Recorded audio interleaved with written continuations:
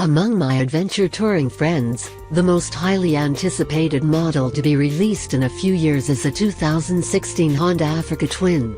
So when these hardcore riders learned I was going to the press introduction, my phone started to ring off the hook, people asking for the real scoop, as if there was some other version I would share.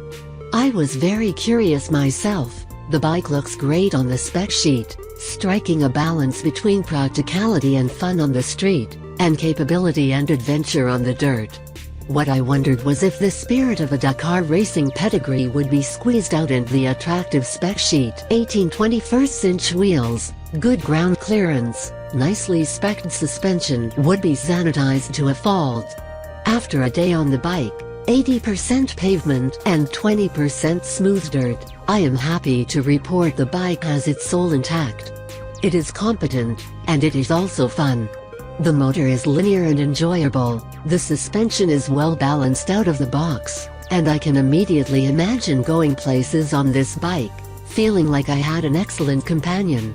There are still some questions to be answered. I haven't ridden it in technical dirt yet, and to live up to the billing it will need to have some chops there.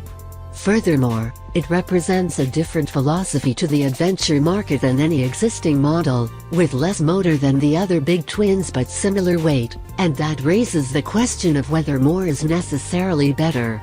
At one point, my answer would have been yes, but now that we have adventure bikes with more horsepower than one Daytona a few short years ago, is it possible we have hit a natural boundary and gone beyond?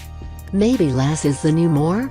In any event, the AT has the right ingredients to make the discussion interesting, and the excellent ergonomics, refined controls, and good list of features put it solidly on the map. I'm looking forward to putting more miles in the saddle tomorrow in real off-road conditions, to evaluate that part of its character.